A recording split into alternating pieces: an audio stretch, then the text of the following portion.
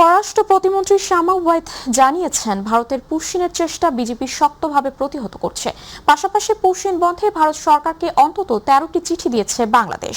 সোমবার সাংবাদিকদের এই কথা বলেন তিনি। বাংলাদেশ ভারত দ্বিপাক্ষিক সম্পর্ক পুনরুদ্ধারে পুশিনের মতো ঘটনা বন্ধে দিল্লিকে গুরুত্ব দিতে হবে বলেও জানান পররাষ্ট্র প্রতিমন্ত্রী। সাদিয়া হক ময়ের রিপোর্ট। ভারতের পুশিনের চেষ্টা সীমান্তে শক্তভাবে প্রতিহত করছে বর্ডার গার্ড বাংলাদেশ বিজিবি। একই সঙ্গে কূটনীতিকভাবেও বিষয়টি মোকাবেলা করছে সরকার। সোমবার পররাষ্ট্র মন্ত্রণালয়ে সাংবাদিকদের সঙ্গে আলাপকালে পররাষ্ট্র প্রতিমন্ত্রী শামা ওবায়দ বলেন, পুশ ইন বন্ধে ভারত সরকারকে ইতিমধ্যে 12 থেকে 13টি চিঠি দেওয়া হয়েছে। বাংলাদেশে যদি ভারতীয় কোনো ইলিগাল সিটিজেন থাকে বা ভারতে যদি বাংলাদেশের কোনো ইলিগাল সিটিজেন থাকে, তাদেরকে ফেরত আনার বা আমাদের ভারতীয়দেরকে ফেরত দেওয়ার একটি মেকানিজম বিদ্যমান আছে। এই ধরনের পুশিন দুই দেশের মধ্যে বিদ্যমান সম্পর্ক স্বাভাবিক করার প্রচেষ্টায় নেতিবাচক প্রভাব ফেলতে পারে। তাই আন্তর্জাতিক নিয়মকানুন ও পারস্পরিক বোঝাপড়ার ভিত্তিতে সমস্যার সমাধানের উপর জোর দেন তিনি। আমরা আশা করব যে ভারত সরকার এটা তারা সিরিয়াসলি নেবে এবং যথাযথ প্রক্রিয়ার মাধ্যমে, যথাযথ মেকানিজম এবং ডিপ্লোমেসির মাধ্যমে আমাদের এই কাজটি তারা সমাধান করবে। এর আগে রাজধানীর সিরডাপ মিলনায়তনে ডিফেন্স জার্নালিস্ট অ্যাসোসিয়েশন আয়োজিত বিশ্ব শান্তি রক্ষায় শান্তিরক্ষীদের অবদান শীর্ষক আলোচনা সভায় যোগ দিয়ে প্রতিমন্ত্রী বলেন, বহুমাত্রিক চ্যালেঞ্জ মোকাবেলায় সশস্ত্র বাহিনীতে আধুনিক প্রযুক্তির সরঞ্জাম যুক্ত করতে কাজ করছে সরকার। জাতিসংঘ শান্তিরক্ষা কার্যক্রমে বাংলাদেশের সক্রিয় ও ক্রমবর্ধমান সম্পৃক্ততাকে দেশের পররাষ্ট্রনীতির অন্যতম অগ্রাধিকার প্রাপ্ত ক্ষেত্র হিসেবে বিবেচনা করছে। সাদিয়া হক মৌ, মাই টিভি, ঢাকা। স্বরাষ্ট্রমন্ত্রী সালাউদ্দিন আহমেদ বলেছেন, সামাজিক যোগাযোগ মাধ্যমে ক্ষতিকর কন্টেন্ট দ্রুত অপসারণ ও সাইবার সুরক্ষা আইনের সংশোধন করা হবে, যেখানে থাকবে শাস্তির বিধান। ত্রয়োদশ সংসদের বাজেট অধিবেশনে তিনি কথা জানান। আর ত্রাণমন্ত্রী আসাদুল হাবিব দুলু জানান, জলবায়ু পরিবর্তনের প্রভাব ও প্রাকৃতিক দুর্যোগের ঝুঁকি মোকাবেলায় বিদ্যমান জাতীয় নীতিমালা আধুনিকায়ন এবং বজ্রপাতে প্রাণহানি কমাতে মাঠ পর্যায়ে নানামুখী প্রযুক্তিগত ব্যবস্থা গ্রহণ করছে সরকার। জুবাইর রহমানের রিপোর্ট। বাজেট অধিবেশনের দ্বিতীয় দিনের শুরুতেই সরগরম হয়ে ওঠে জাতীয় সংসদ। প্রশ্নোত্তর পর্বে ত্রাণ মন্ত্রণালয়ের বরাদ্দ নিয়ে ক্ষোভ প্রকাশ করেন আক্তার হোসেন। এই দুর্যোগগুলোকে মোকাবেলা করবার জন্য যে সরকারের তরফ থেকে বরাদ্দগুলো দেওয়া হয়, সেই ক্ষেত্রটাতে বৈষম্য দূরীকরণের ক্ষেত্রে দৃশ্যমান কোনো পদক্ষেপ গ্রহণ করা হবে কিনা। পরে তাকে আশ্বস্ত করেন ত্রাণমন্ত্রী আহসান হাবিব দুলু। যে সমস্ত এমপি মহোদয়রা আমাদের কাছে চাহিদা পত্র দেয়, সেখানে আমরা বরাদ্দ দিয়ে থাকি। আমার মনে হয় যে কাল পরশুর মধ্যে ওনারা ওনাদের বরাদ্দ পেয়ে যাবেন। তৃতীয় দেশ ব্যবহার করে বাংলাদেশিরা ইউক্রেন যুদ্ধে যাচ্ছে, এমন প্রসঙ্গ উঠলে এর জবাব দেন প্রবাসী কল্যাণ প্রতিমন্ত্রী নুরুল হক নূর। মাইগ্রেশন ডিপ্লোমেসিকে আমরা গুরুত্ব দিচ্ছি। আশা করি আমরা কিছু এখানে প্রতিকারমূলক ব্যবস্থা ভবিষ্যতে নিতে পারবো। আমদানি রপ্তানির আড়ালে বিপুল অর্থ পাচার হচ্ছে উল্লেখ করে স্বতন্ত্র সংসদ সদস্য রুমিন ফারহানার প্রশ্নের জবাবে বাণিজ্যমন্ত্রী বলেন, ব্যবসায়ের অন্তরালে অর্থ পাচার রোধে সক্রিয় রয়েছে সরকার। এই ধরনের পাচার বন্ধ করবার ক্ষেত্রে বাণিজ্য মন্ত্রণালয়ের কিছু করবার আছে কিনা, এটি একটি স্টাডি গবেষণার বিষয় মাননীয় স্পিকার। এই ব্যাপারে আমরা সচেতন আছি, আমরা স্টাডিও করছি। যদি আমাদের নজরে এরকম কোনো বিষয় আসে, আমি হাউসকে আশ্বস্ত করতে চাই, যথাযথ ব্যবস্থা আমরা নিব। অধিবেশনের দ্বিতীয় পর্বে স্থানীয় সরকার মন্ত্রী মির্জা ফখরুল ইসলাম আলমগীর বলেন, অবৈধ দখল উচ্ছেদ করে রাজধানীর পার্কগুলোর উন্নয়ন করা হয়েছে, খেলাধুলার উপযোগী করা হয়েছে পার্কগুলোকে। সিটি কর্পোরেশন অন্যান্য সংস্থার মালিকানাধীন 256টি পার্ক খেলার মাঠ রয়েছে। এইগুলোকে উদ্ধার করা এবং পর্যায়ক্রমে সেগুলোকে খেলার উপযোগী করে তোলার চেষ্টা চালানো হচ্ছে এবং তার আপনার কার্যক্রম গ্রহণ করা হয়েছে। এদিকে স্বরাষ্ট্রমন্ত্রী সালাউদ্দিন আহমেদ জানান, সামাজিক যোগাযোগ মাধ্যমে ক্ষতিকর কন্টেন্ট দ্রুত অপসারণ ও সাইবার সুরক্ষা আইনের সংশোধন করা হবে, যেখানে থাকবে শাস্তির বিধান। এছাড়া সব ধরনের জুয়া প্রতিরোধে আইন আধুনিকায়ন করা হবে। কন্টেন্টের প্রকাশ প্রচার প্রতিরোধের জন্য একটা নতুন ধারার শাস্তির বিধান এখানে আনা হবে। আবার আন্তর্জাতিক প্ল্যাটফর্ম, প্রযুক্তি প্ল্যাটফর্ম সমূহের সাথে কার্যকর সমন্বয় এবং সময় সীমাভিত্তিক কন্টেন্ট অপসারণ ব্যবস্থা নিশ্চিত করার জন্য আর একটা নতুন বিধি সংযোজন করা হবে। আমরা আরো অনেক আইন আনার চেষ্টা করছি। আইনি কাঠামোটা দাঁড় করা গেলে সেটা তখন প্রয়োগের ব্যাপার। জুবাইর রহমান, মাই টিভি নিউজ। হচ্ছে কিনা।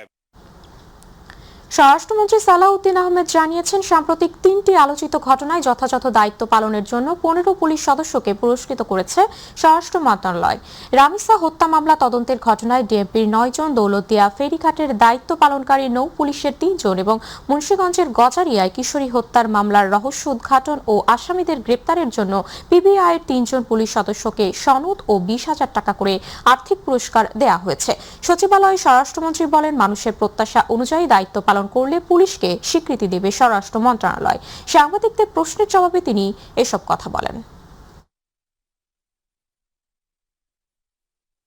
আমরা এই পুলিশ বাহিনীকে জনবান্ধব পুলিশ বাহিনীতে রূপান্তর ঘটাতে পেরেছি বলে আমার মনে হয়। তাদেরকে নৈতিকভাবে আমাদের উৎসাহিত করা দরকার এবং তারা যাতে সামনে জনপ্রত্যাশা অনুযায়ী আইনের শাসন বাস্তবায়নের জন্য কাজ করে, সেজন্য তাদেরকে উৎসাহিত করা দরকার। আদ্দিন হাসপাতালের 6 নবজাতকের মৃত্যুর ঘটনায় জনস্বার্থে সরকার কোনো ধরনের সিদ্ধান্ত নিতে পিছপা হবে না। নির্দিষ্ট সময় শেষে সরকারি সিদ্ধান্তের কথা জানানো হবে বলে জানিয়েছেন স্বাস্থ্যমন্ত্রী সরদার মোহাম্মদ সাখাওয়াত হোসেন। সচিবালয়ে এক ব্রিফিংয়ে তিনি এসব কথা বলেন। স্বাস্থ্যমন্ত্রী বলেন, ঘটনার প্রতিবেদন অনুযায়ী তাদের বিরুদ্ধে সিদ্ধান্ত নিতে আরও 2 দিন সময় নেওয়া হয়েছে। আগামীকাল এ বিষয়ে সিদ্ধান্ত জানানো হবে বলেও জানান তিনি। ডেঙ্গু মৌসুমে প্রস্তুতিতে সব ধরনের চেষ্টা করছে সরকার উল্লেখ করে স্বাস্থ্যমন্ত্রী বলেন, এরই অংশ হিসেবে ডেঙ্গু রোগীদের জন্য স্যালাইন রাখা জরুরি। এখন সরকারের কাছে পর্যাপ্ত স্যালাইন রয়েছে। সরকার টিকা কার্যক্রম চালিয়ে হামকে নির্মূল করতে চায় বলেও জানান স্বাস্থ্যমন্ত্রী। আমাদের কিছু ধারাবাহিকতা আইন মেনে কাজ করতে হবে। তারা সময় চেয়েছে, কোর্টও সময় দেয় অনেক সময় না, কাজে আমরা সময়টা না দিলে they will get a benefit in the court. কাজে আমরা 2 দিন সময় দিয়েছি। কাজে আমরা আমাদের আইনানুগভাবে আমরা অলওয়েজ আমাদের on the basis of the advice from our lawyer, আমাদের অনেক উঁচু মানের লয়ারদের সাথে আলাপ করে আমরা অত্যন্ত সুস্থিরে টু ডু সামথিং ইফেক্টিভ আমরা সামনের দিকে এগিয়ে যাচ্ছি। এই গভর্নমেন্ট আমরা সততার ভিত্তিতে ন্যায়নিষ্ঠভাবে দেশের জন্য কাজ করি। কাজে এটা যেহেতু জনস্বার্থ সংশ্লিষ্ট, আমরা জনস্বার্থ সংশ্লিষ্ট থেকে 1 বিন্দু মাত্র পিছপা হব। চলতি বছরের এসএসসি ও সমমানের পরীক্ষার ফলাফল আগামী 20 জুলাই প্রকাশের নির্দেশনা দেওয়া হয়েছে বলে জানিয়েছেন শিক্ষামন্ত্রী আনম এহসানুল হক মিলন। সচিবালয়ে সাংবাদিকদের প্রশ্নের জবাবে তিনি জানান, শিক্ষা মন্ত্রণালয়ের দুর্নীতি নিয়ে শ্বেতপত্র প্রকাশের পরিকল্পনা রয়েছে সরকারের। প্রাথমিক ও গণশিক্ষা প্রতিমন্ত্রী ববি হাজ্জাদ জানান, দেশের সরকারি প্রাথমিক বিদ্যালয়ের শিক্ষার্থীদের জন্য বিনামূল্যে স্কুল ইউনিফর্ম, ব্যাগ, জুতা ও মোজা প্রদানের উদ্যোগ গ্রহণ করা হয়েছে। আরও জানাচ্ছেন রাকিব হাসান। জাতীয় পর্যায়ের startup, science project and innovation idea showcasing programme, প্রাথমিক বিদ্যালয় গোল্ড কাপ ফুটবল টুর্নামেন্ট এবং মন্ত্রণালয় বিভাগের অন্যান্য আয়োজন তুলে ধরতেই শিক্ষা মন্ত্রণালয়ের এই সংবাদ সম্মেলনের আয়োজন। প্রাথমিক বিদ্যালয়ের 4র্থ শ্রেণী থেকে খেলাধুলাকে বাধ্যতামূলক করা হয়েছে। সরকার বাস্তবমুখী শিক্ষা ব্যবস্থার উপর গুরুত্ব দিচ্ছে জানিয়ে প্রধানমন্ত্রীর শিক্ষা উপদেষ্টা ডক্টর মাহদি আমিন বলেন, পরিবর্তন আসছে শিক্ষা কারিকুলামেও। আমরা এমনভাবেই শিক্ষা ব্যবস্থা ঢেলে সাজাতে চাই যেখানে আমাদের আগামীর যে তরুণ প্রজন্ম তারা যেন সুদক্ষ হন, সুনাগরিক হিসেবে গড়ে ওঠেন, নৈতিক শিক্ষা থাকে এবং বাস্তব জীবনে আত্মকর্মসংস্থান কিংবা উদ্যোক্তা হিসেবে গড়ে ওঠা কিংবা অন্য কোথাও চাকরি করবার জন্য যে দক্ষতা এবং যোগ্যতার প্রয়োজন সেটা আমরা তৈরি করতে পারি। আগামী দিনগুলোতে সরকারি প্রাথমিক বিদ্যালয়ের সকল শিক্ষার্থীকে বিনামূল্যে ইউনিফর্ম, ব্যাগ এবং জুতা মোজা প্রদান করা হবে বলে জানান প্রাথমিক ও গণশিক্ষা প্রতিমন্ত্রী ববি হাজ্জাদ। আগামী দিনগুলোতে সরকারি প্রাথমিক বিদ্যালয়ের সকল শিক্ষার্থীদের আমরা ফুল ইউনিফর্ম, মানে বাৎসরিকভাবে ফুল ইউনিফর্ম, জুতো, মোজা এবং ব্যাগের ব্যবস্থা করছি। সেগুলো পাইলট প্রজেক্টগুলো আমাদের সরকারের 180 দিনের আগেই এই পাইলট প্রজেক্টগুলো লঞ্চ হবে এবং আমরা আশাবাদী অনেক বড়ভাবেই আমাদের মাননীয় প্রধানমন্ত্রী জনাব তারেক রহমান লঞ্চ করবেন। 2028 সাল থেকে নতুন কারিকুলাম বাস্তবায়ন করা হবে জানিয়ে শিক্ষামন্ত্রী আনম এহসানুল হক মিলন বলেন, চলতি বছরের এসএসসি ও সমমানের পরীক্ষার ফল প্রকাশ করা হবে আগামী 20 জুলাই। আমরা প্রথমত এটাকে সঠিকভাবে পরিমার্জন করে একটা বাস্তবসম্মতভাবে এটাকে আমরা রিয়েলাইজ করে এই 2027-এ দিচ্ছি। আর টোটাল চেঞ্জ যেটা আশা করছেন সেটা আমরা কাজ শুরু করেছি। 2028 গিয়ে আপনারা সেটা দেখতে পাবেন। আমাদের এসএসসি রেজাল্ট আমরা 20 জুলাই আউট করব, সেই নির্দেশনা আমরা দিয়ে দিয়েছি এবং পরবর্তীতে আমাদের এসএসসি পরীক্ষার রুটিন এবং আমরা সবকিছু অ্যানাউন্স করেছি। শিক্ষা মন্ত্রণালয়ের বিভিন্ন অনিয়ম ও দুর্নীতি নিয়ে শ্বেতপত্র প্রকাশের পরিকল্পনার কথাও জানান শিক্ষামন্ত্রী। আমরা একটি কমিটি করব এবং শিক্ষা মন্ত্রণালয় থেকে বিগত সরকারের দুর্নীতির শ্বেতপত্র আমরা একটি প্রিন্ট করব, এটা আমাদের ইচ্ছা আছে। রাকিব হাসান, মাইটিভি, ঢাকা। ঢাকার ক্রমবর্ধমান পানির চাহিদা মেটাতে এবং ভূগর্ভস্থ পানির ওপর বিপজ্জনক নির্ভরতা কমাতে মেঘনা নদীর পানি পরিশোধন করে রাজধানীতে সরবরাহের উদ্যোগ নিয়েছে সরকার। দুপুরে নারায়ণগঞ্জের রূপগঞ্জ উপজেলার গন্ধর্বপুরে নির্মাণাধীন পানি শোধনাগারে পরিদর্শন শেষে সাংবাদিকদের এই তথ্য জানান স্থানীয় সরকার মন্ত্রী মির্জা ফখরুল ইসলাম আলমগীর। মন্ত্রী বলেন, ভূগর্ভস্থ পানি নেমে যাওয়ার সংকট মোকাবেলা করতেই মেঘনা নদীর পানি পরিশোধন করে ঢাকার 2 সিটি কর্পোরেশনে সরবরাহের এই মেগা উদ্যোগ নেওয়া হয়েছে। মন্ত্রী আরও জানান, এই প্রকল্প চালু হলে প্রথম পর্যায়ে প্রতিদিন প্রায় 50 কোটি লিটার বিশুদ্ধ পানি সরবরাহ করা সম্ভব হবে। এছাড়া ভবিষ্যতে একই ধরনের আরও একটি প্রকল্প নেওয়ার পরিকল্পনা রয়েছে সরকারের। মাদকের বিরুদ্ধে বর্তমান সরকার শক্ত অবস্থানে রয়েছে। যারা মাদক কারবারিদের আশ্রয় প্রশ্রয় দেবে তাদের বিরুদ্ধে যথাযথ পদক্ষেপ নেওয়া হবে বলে জানিয়েছেন সড়ক পরিবহন প্রতিমন্ত্রী হাবিবুর রশিদ হাবিব। সোমবার রাজধানীর বাসাবো বৌদ্ধ মন্দিরে ডিএসসিসি আয়োজিত গণশুনানি অনুষ্ঠানে তিনি এইসব কথা বলেন। এ সময় ঢাকা দক্ষিণ সিটি কর্পোরেশনের প্রশাসক আব্দুস সালাম জানান, নাগরিক সুযোগ সুবিধা প্রদানে ডিএসসিসির কেউ অবহেলা করলে চাকরিচ্যুতি সহ কঠোর ব্যবস্থা নেওয়া হবে। আরও জানাচ্ছেন জাহিদ আহমেদ বাবু। নাগরিকদের নানাবিধ সমস্যা নিরসনে এই প্রথমবারের মতো ঢাকা দক্ষিণ সিটি কর্পোরেশন আয়োজন করল গণশুনানি। ডিএসসিসি আয়োজিত এই গণশুনানি অনুষ্ঠানে অংশ নেন ঢাকা দক্ষিণের অঞ্চল 4 ও 5-এর বাসিন্দারা।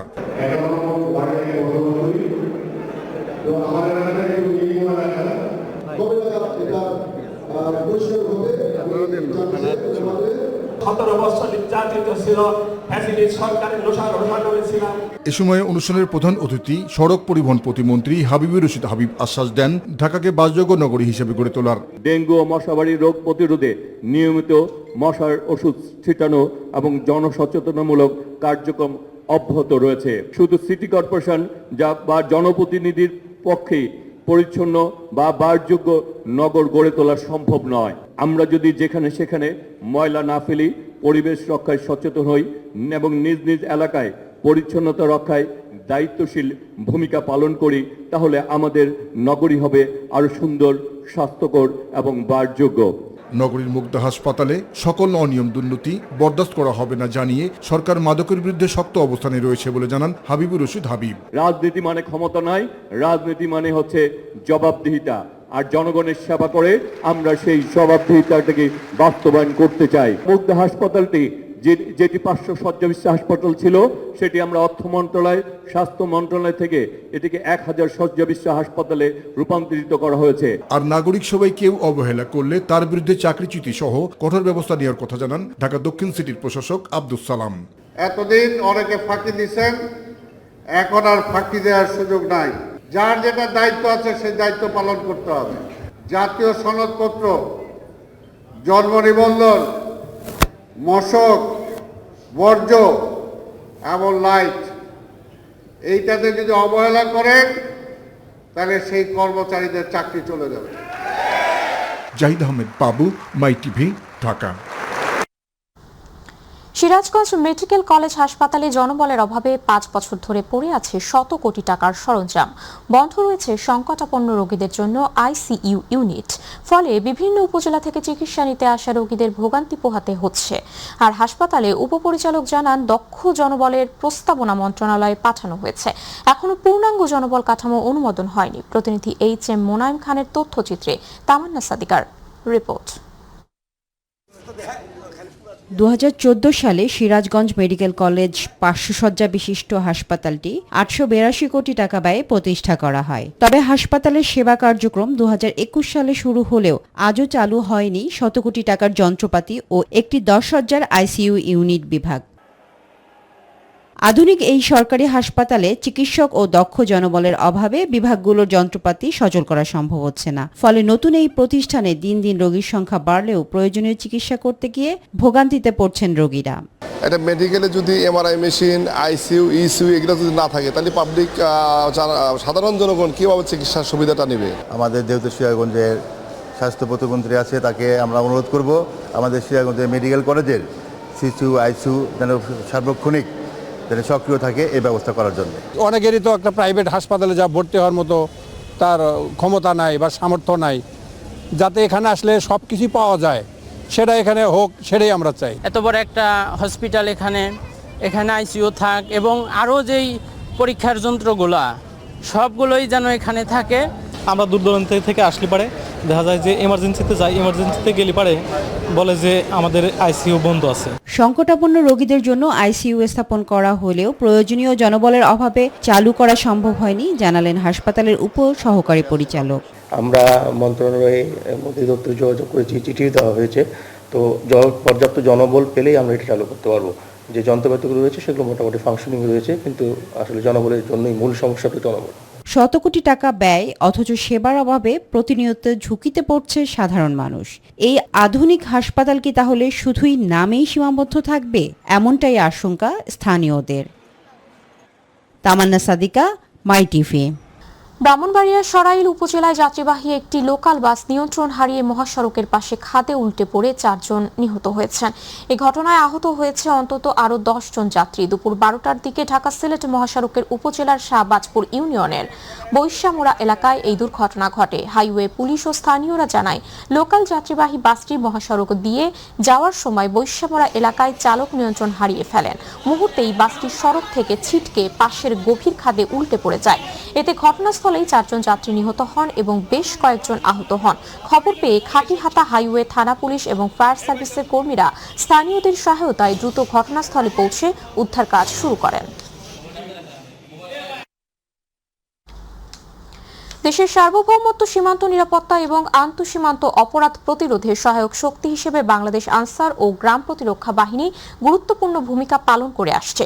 এই লক্ষ্যে 2025 সালে বর্ডার গার্ড বাংলাদেশ বিজিবি এর সঙ্গে স্বাক্ষরিত সমঝোতা স্মারকের আওতায় সীমান্তবর্তী এলাকায় আনসার বিটিপি সদস্যদের সম্পৃক্ত করা হয়েছে, যা সীমান্ত ব্যবস্থাপনা ও নিরাপত্তা কার্যক্রমকে অধিকতর সমন্বিত ও কার্যকর করেছে। সমঝোতা স্মারক অনুযায়ী রাষ্ট্রীয় প্রয়োজন ও নিরাপত্তাগত চাহিদার প্রেক্ষাপটে আনসার ভিডিপি সদস্যরা বিজেপির সঙ্গে সমন্বয়পূর্বক সীমান্ত এলাকায় দায়িত্ব পালন করে আসছেন। বর্তমানে সীমান্তবর্তী 11টি জেলায় এবং খাগড়াছড়ি উপজেলা থানা আনসার ও ভিডিপি টিডিপি সদস্যদের ইতোমধ্যে মোতায়েন করা হয়েছে। এছাড়া উদ্ভূত পরিস্থিতিতে দ্রুত সাড়া প্রদান এবং প্রয়োজন অনুযায়ী অতিরিক্ত জনবল সরবরাহের লক্ষ্যে আনসার ব্যাটালিয়নের সদস্যদেরও প্রস্তুত ও সতর্ক অবস্থায় রাখা হয়েছে।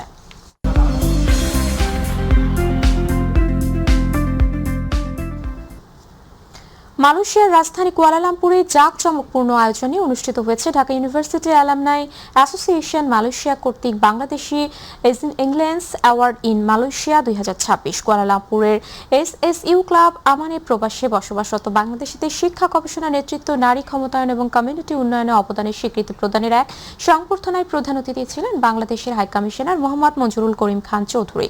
তিনি তার বক্তব্যে শিক্ষা, গবেষণা, নেতৃত্বে অ্যাওয়ার্ড প্রাপ্তদের অভিনন্দন জানান। মালয়েশিয়া প্রতিনিধি আশরাফুল মামুন জানান, এবারের আয়োজনে মোট 4টি ক্যাটাগরিতে 24 জন কৃতি বাংলাদেশিকে সম্মাননা প্রদান করা হয়। অনুষ্ঠানটি সঞ্চালনা করেন আনিকা ইসলাম অর্পা এবং আফসারা আয়েশা ইসলাম।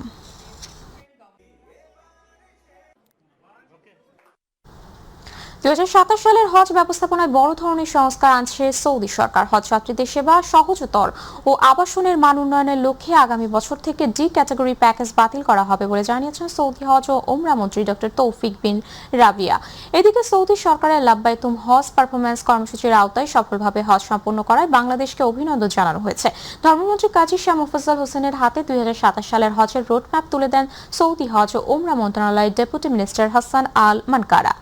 বাংলাদেশ হজ মিশনের কাউন্সিলর মোহাম্মদ কামরুল ইসলাম জানান, সৌদি আরবের পরিকল্পনার সঙ্গে সামঞ্জস্য রেখে আগামী বছরের হজ কার্যক্রম পরিচালনা করা হবে। এদিকে হজ পালন করতে এসে গতকাল পর্যন্ত বিভিন্ন কারণে 48 জন বাংলাদেশি হাজির মৃত্যু হয়েছে। তবে সময় মতো ভিসা, টিকিট, পরিবহন ও আবাসন সহ সার্বিক ব্যবস্থাপনা সুষ্ঠুভাবে সম্পন্ন হওয়ায় বাংলাদেশ সরকারের প্রশংসা করেছে সংশ্লিষ্ট মহল।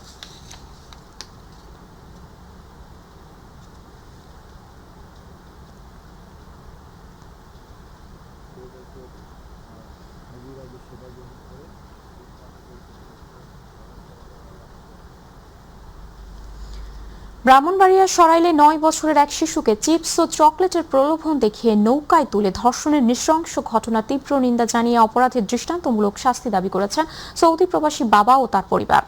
গত 29 মে দুপুরে উপজেলার পানিশ্বর ইউনিয়নের তেলিচাপি গ্রামে এই অমানবিক ঘটনা ঘটে। অভিযুক্ত শরীফ মিয়া একই গ্রামের জয়নাল আবেদিনের ছেলে। ঘটনার পর থেকেই সে পলাতক রয়েছে। পারিবারিক সূত্রে জানা যায়, ঘটনার দিন দুপুরে বাড়ির সামনে খেলার সময় প্রতিবেশী শরীফ শিশুটিকে ফুসলিয়ে নৌকায় করে নির্জন খালের পাড়ে নিয়ে যায় এবং হাত পা বেঁধে ধর্ষণ করে। বিকেলে শিশুটি রক্তাক্ত ও গুরুতর আহত অবস্থায় বাড়ি ফিরে মায়ের কাছে ঘটনার বিবরণ দিলে তাকে হাসপাতালে ভর্তি করা হয়। এই ঘটনায় ভুক্তভোগী শিশুর মা বাদী হয়ে সরাইল থানায় মামলা দায়ের করেছেন। সৌদি প্রতিনিধি আব্দুল হালিম নিহত জানান, প্রবাসী পরিবারটি প্রশাসনের কাছে দ্রুত আসামিকে গ্রেপ্তারের দাবি জানিয়েছেন।